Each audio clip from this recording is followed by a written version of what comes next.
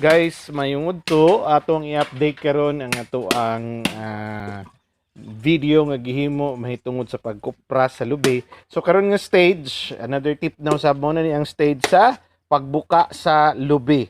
Ato ang mga working students, si Rob ug si Julie Boy, nagbuka na karon sa lubi because gamito ni siya aron katong iyang mga nabuka nga side kaniyo kaning nagputi pa karon lantawan ninyo, ibutang na siya dito, either ibulad siya nga ilawom sa adlaw o pwede po ni siya tapahon.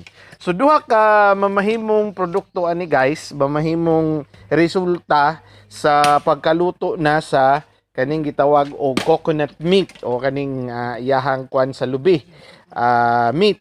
Ang iyahang mamahimong resulta ani matangtang ni siya dinhi sa bagol. O mo ni siya ang bagol, no?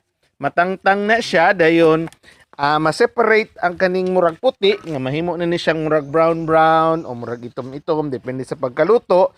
Dayon ang mabilin ang bagol. So duha ka product ang imuhang mahimo sa gikan sa lubi.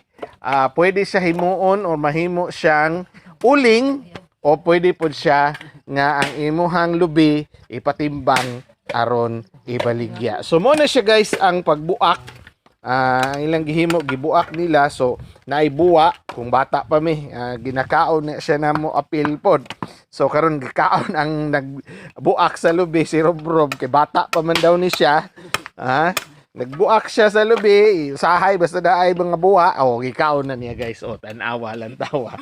So mo na siya ang ikatulong stage sa pagkupras, ang pagbuak sa lubi human siya mabuntan. So muna to ang initial nga video karon para sa gitawag na to og pagkupras sa lubi ngayong adlaw sa tanan natong mga YouTube viewers. Daghan kayong salamat.